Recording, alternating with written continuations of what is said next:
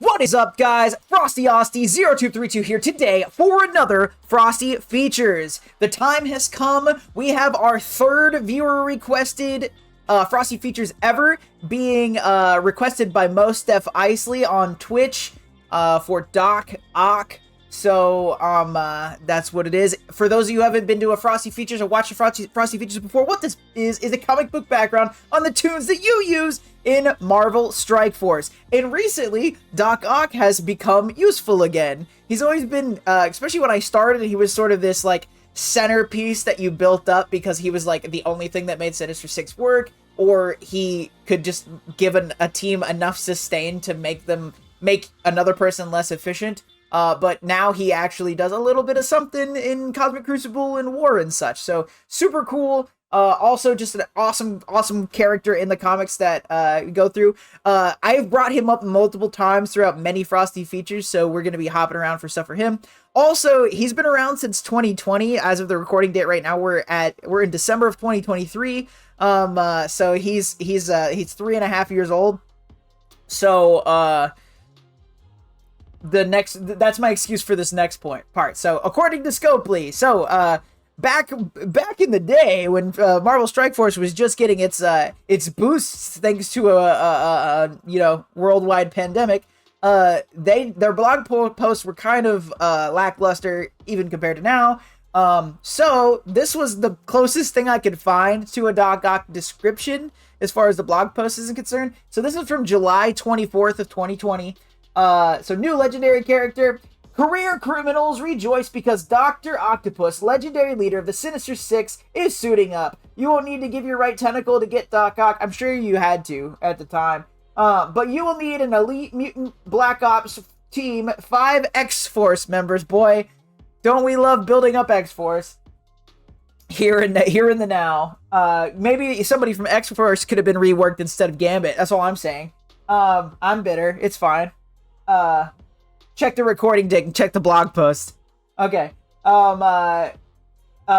Including new recruits Domino, X-23, Negasonic Teenage Warhead. Deadpool's in there too. I didn't read him. The Superior Support Specialist is slated to arrive in September, so start preparing your squad. As a preview of what Dr. Otto Octavius brings to the table, he'll be the linchpin that unites the Sinister Six faction in combat. Dr. Octopus will have the ability to summon a character within the Sinister Six that hasn't yet been part of the battle. So if you start the battle with Doc Ock and 4 other Sinister Six members, he will summon the 6 to complete the sextet. So it's usually the character description as like their background. They didn't really give one here. It's a description. There's your model in Marvel Strike Force. You're welcome. So typically we rate this at the end of the feature. So we'll rate it for all it's worth. Doc Ock, that's our boy in the comics, kids. That's the man. Name, Dr. Otto Octavius. His first appearance is The Amazing Spider-Man number 3 in 1963. He is the first villain that is also released with his given name. So he's not just Dr. Octopus. He's Otto Octavius in Amazing Spider-Man 3. And he is in the Amazing Spider-Man line of comics. He is the third villain introduced. Chameleon, Vulture, Dr. Octopus, which is kind of cool. But over the time he's been around, he's been in extremely 60 years now. 60 years now. Holy crap. He's been in a lot. He's got a lot of characterization that has developed over time. For me, a very interesting character. I like Dr. Octopus. He does this thing where he decides to be kind of heroic every now and then. Those are the stories that I really like. In past Frosty Features, I heavily talk about Superior Spider-Man. That's why. And we'll talk about that just a little bit here. But sort of like our last, I think it was the last Frosty Feature, or check out Frosty Features Kraven the Hunter.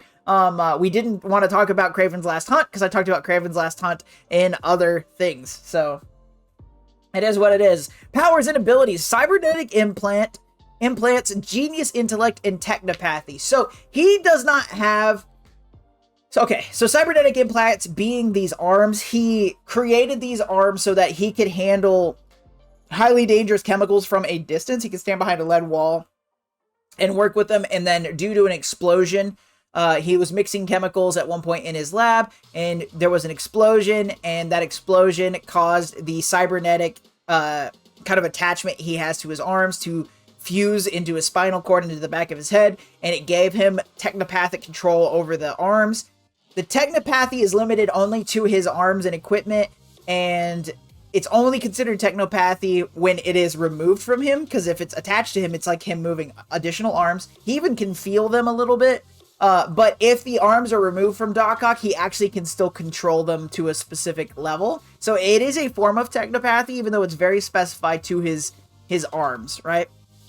And then some people like to be like, oh, why is Doc Ock Doctor Octopus? Because of his 6 arms. You also have to count his feet, and he's got 8. Octopus, you're welcome. Felt like that was needed to point out. He has a genius level intellect, which is how he invented, which means he's with this. He is a scientist that is skilled in engineering, which is how he came about these arms. And especially when you get into the Superior Spider-Man arc, or Superior Octopus arc, you see that he's developing a lot of different tech and stuff like that. But for years and years and years, it really was just these arms. Aliases. Doc Ock is the most famous and most used term for him. Superior Spider-Man and the Living Brain. He didn't actually go by the Living Brain, but the Living Brain is so important to his current story that I felt the need to throw that in there. So the Living Brain, he at a point he transfers his consciousness into a being known as the Living Brain so that he can move somewhere else. Doc Ock dies a lot, right? So he's got to find ways to come back. Most notably after Superior Spider-Man, we see him in the Living Brain. So affiliations. He is quite affiliated. He is part of the Thunderbolts for a short period of time. Most notable, he is not only a founding member of the Sinister Six, but he is the reason why the Sinister Six comes together in the first place. I talked about that in Frosty Features Craven. I already plugged it, but there it is again. He is part of the Masters of Evil for a short time, the Superior Six, and others. So something that's really interesting to point out about Otto Octavius, he isn't evil inherently. He's just really selfish. But he'll jump into all these evil teams to meet his own ends. To the point where he becomes affiliated with like Hydra and things like that, just because he can get something out of it, and he just ignores the fact that Hydra's a bunch of Nazis and things like that. So he has good elements to him. He has good things at heart, but also he's just sort of an ass. Background. He is from, I had to look up how to say this, and I think I've forgotten, so we're going to give this a shot. He was born in Schenectady, that's it, New York State, and he has a PhD in nuclear science from MIT. So, he like I said, he has a PhD in nuclear science, and then he is also a skilled engineer. Which, is famously what MIT's known for. So that is a big thing. That all leads him down his own fun path. Who died? So this is also kind of part of his background. So who died? You can't be a superhero, supervillain without somebody dying. It's sort of the rule. So I'm going to extend the background a little bit more than I normally do because I didn't add this into notable events. But there is a comic book line called Doctor Octopus Year 1. And it describes the detailed background of Dr. Octopus. And so his parents, his dad and his mom, those are parents sometimes. His dad was super abusive. His mom was really submissive and super helicopter-y parent, like very obsessed with him. And his dad was like, hey, stop being such a nerd. I'm going to beat the crap out of you. So he does over and over and over. Doc Ock, he had a very abrasive, or Otto at the time, right? He wasn't Octopus yet. He had a very abrasive personality, couldn't make friends, things like that. So he got beat up at school all the time, and then to punish him for getting beat up at school for being a nerd, his dad beat him up at home. It is what it is. So eventually, as Otto's working through his life, his dad is involved in a workplace accident and dies, which makes makes his life a little bit better, and he's about that. His relationship with his mom is really weird, very Oedipal. For those of you keeping track. So him and his mom get really close, but his mom is so jealous about his use of time for him studying for his academics, things like that that she starts kind of going a little nuts, and then he ends up being in a romantic relationship, and that drives her over, so he ends the romantic relationship, and then there's two different stories to how that works out. There was some say it was engaged, some people say it was just a girlfriend thing, but mom got super jealous, so he breaks up with his girlfriend, and the mom's like, okay, that's better, and then he finds out his mom's dating somebody, and he gets mad about that, which is really weird. And so he gets mad at her, and she has a heart attack and dies. In some stories, in the 616 heart attack, it dies. In other universes, so Frosty features me, namely 616. I didn't say that earlier. The main Marvel continuity. In other universes, he kills her. Regardless, he regrets the death of his mother one way or the other, and this leads to his workplace accident where the arms become fused into him. So his mother's death is indirect in all universes, is in direct relation to how he becomes Dr. Octopus.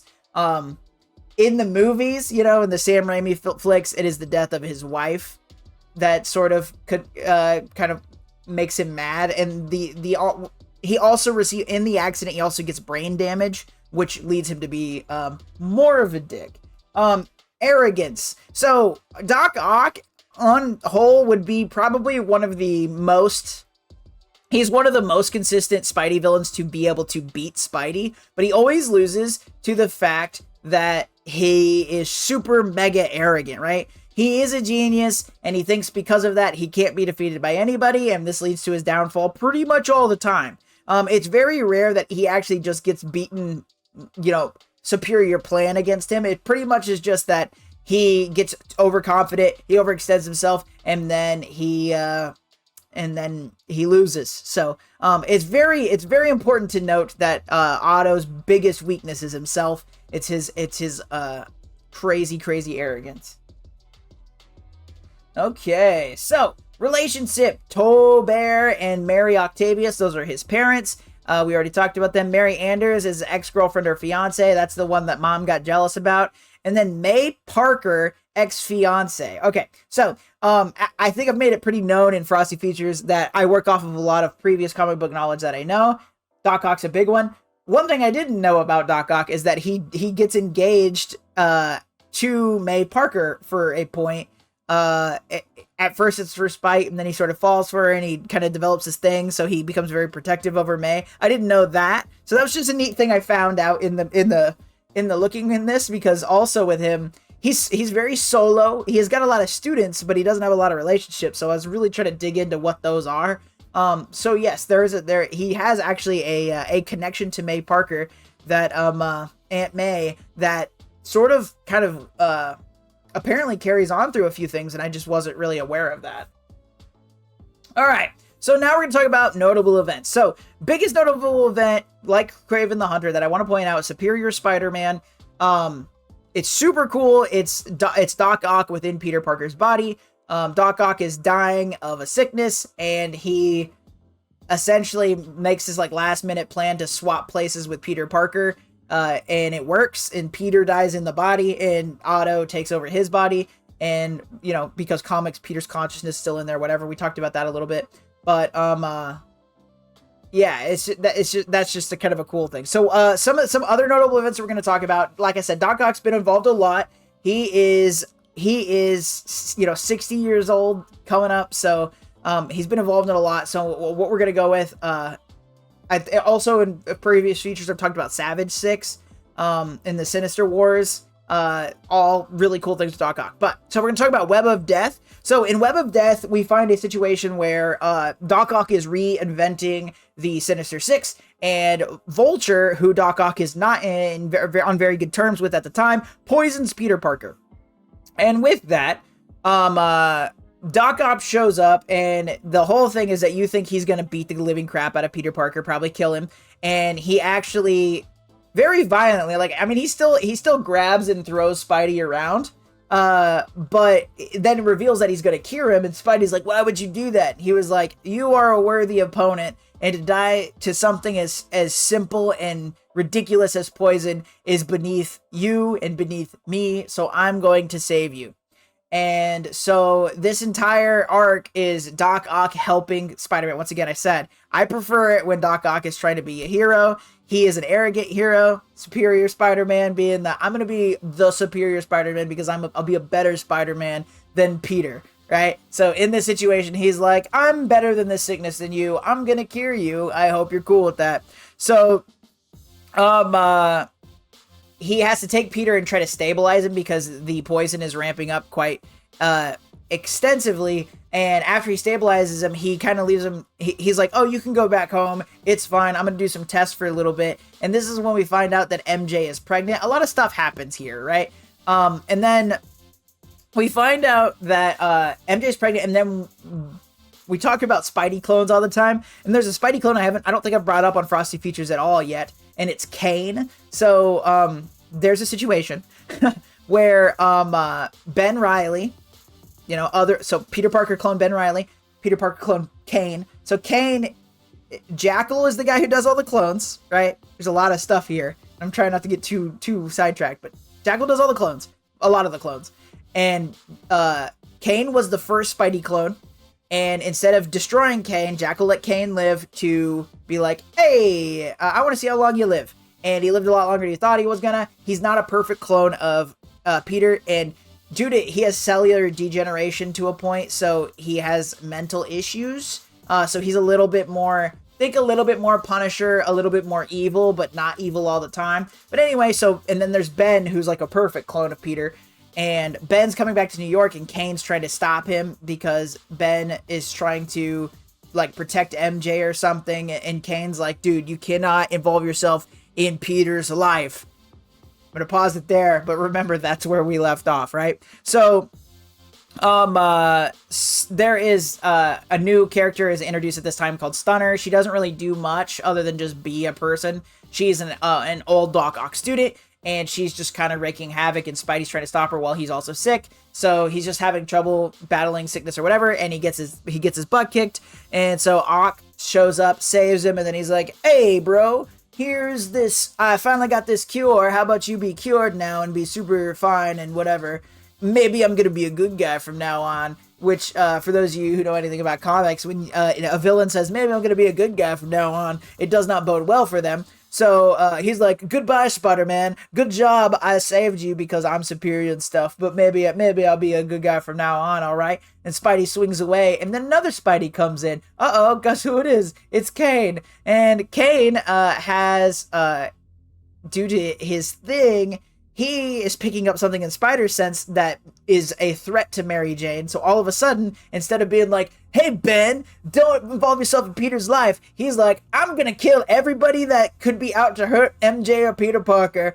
Hello, Doc Ock. And so he swings in and is like, what's up, dude? And he just straight up kills Dr. Octopus, who then gets revived by the Hand later. But, yeah, so he gets murked by Kane.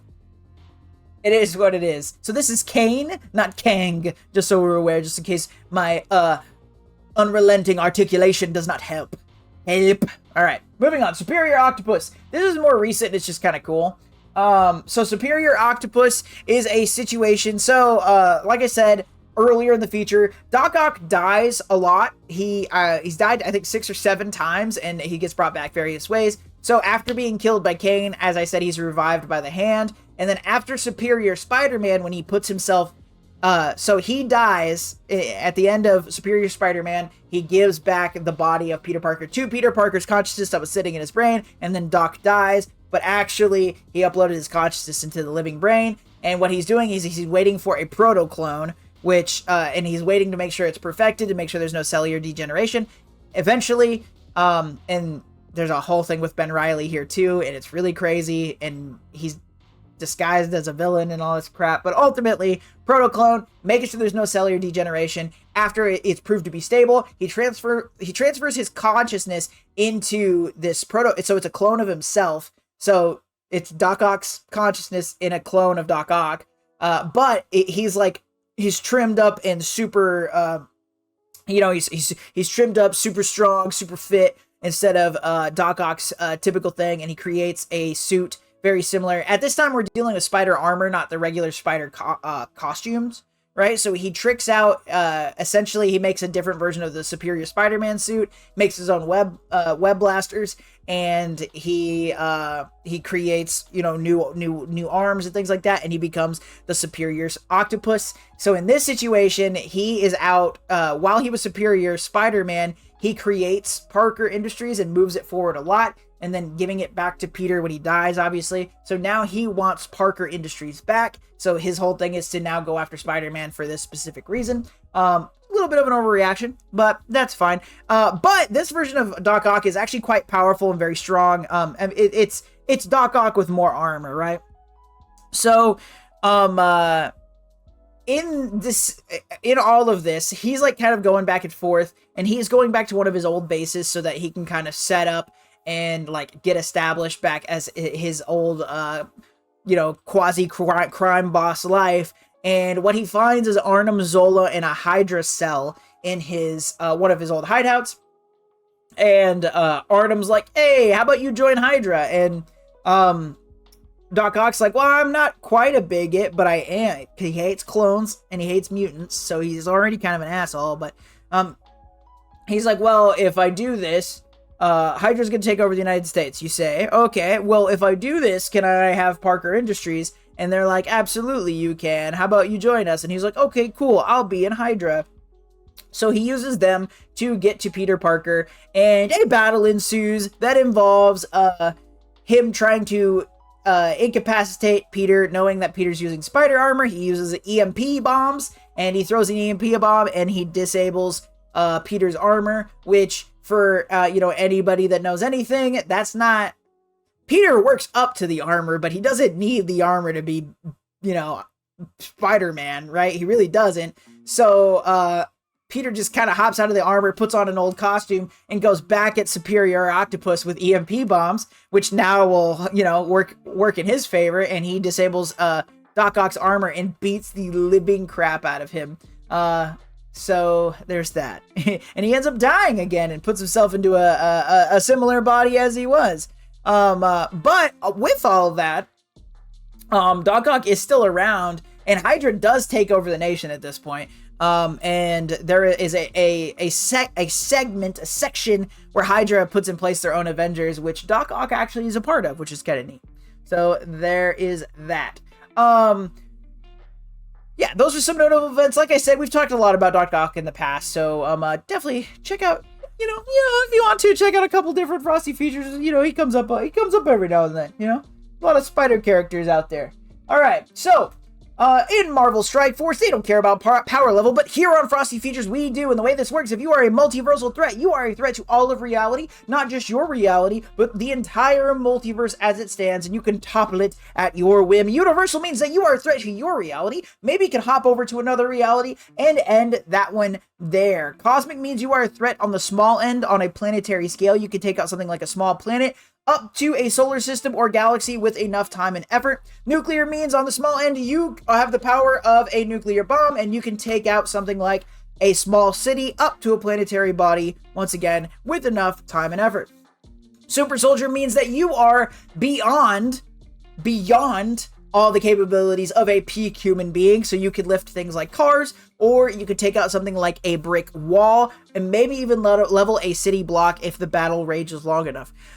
City level means that you are human, but you are trained to the absolute peak of that human ability. This is where we see a lot of our mercenaries, we see a lot of our secret agents, assassins, and things like that in Marvel here. And then there's Greg. Greg is the undead Asgardian spawned by Hela in Marvel Strike Force, and without the help of Hela and Zim or whatever, Greg isn't anything to be worried about, right? So, for the sake of our undead Asgardian physiology, and for the good old sake of argument, we're gonna say that Greg is equal to that of a regular human being. So if I'm walking around with my tack vest just full of syringes of hot sauce and a lot of oomph and anger, I theoretically, as a regular human being, could beat Greg.